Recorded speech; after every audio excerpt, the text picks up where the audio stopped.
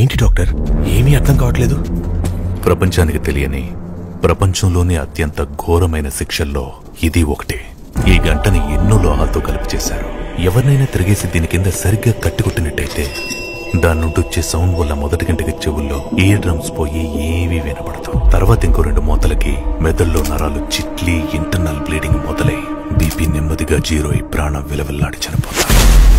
మరి కట్టి కొట్టడానికి ఇంతమంది ఎందుకు సార్? నాకు అదే అర్థం కావట్లేదు. ఎప్పుడు అక్కడ కట్టి ఉన్నవాడు చనిపోయాడో లేదో అని నిర్ధారించుకోవడానికి నేను ఒక్కనే వచ్చేవాడిని.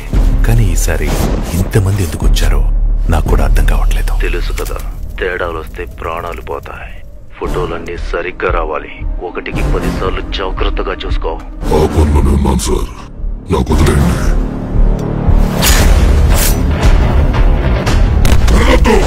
నాకు చిరాకు. ఒక కాపరిపోయినంత మాత్రాన వచ్చిన నష్టం ఏమీ లేదు. ఒళ్ళు దగ్గర పెట్టుకుని మీ పని మీరు కానివ్వండి. జాగ్రత్త.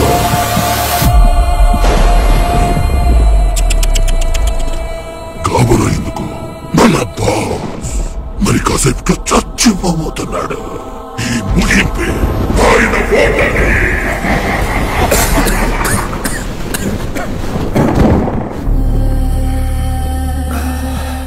జీవితంలో ఓటమి నొప్పుకున్న క్షణమే నిజమైన ఓటమి. రే, నన్ను చూస్తే ఒప్పుకునే వాళ్ళ కనిపిస్తున్నానంటావా? అయినా చావు గురించి మాట్లాడుతున్నావు కదా, నిన్నొకటి అడుగుతా.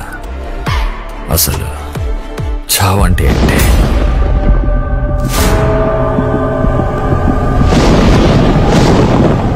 అది నీకు చావకుండానే ఎలా తెలుస్తుంది?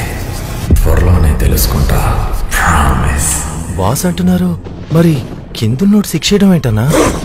ఎందుకంటే సంస్థ యొక్క నియమాలు అందరికంటే పైన ఉన్నాయి. ఇంతకీ ఎవరన్నా ఆయన? ఒక జంతువు బలం అది కొరికినప్పుడు ఉత్పత్తి అయ్యే శక్తిని బట్టి నిర్ధారించబడతాది. ఒక సాధారణమైన మనిషి కొరికితే చదరపు అంగుళమంత చోటు మీద దాదాపు 150 పౌండ్ల ఫోర్స్ పడుతుంది.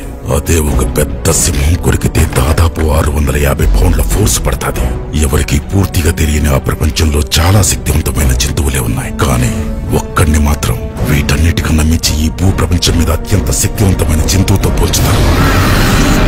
అది కొరికితే అక్షరాల 40,000 పౌండ్ల ఫోర్స్ పడతాది. 40,000 పౌండ్ల అంటే 100 సింహాలు ఒకేసారి కొరికినట్ట?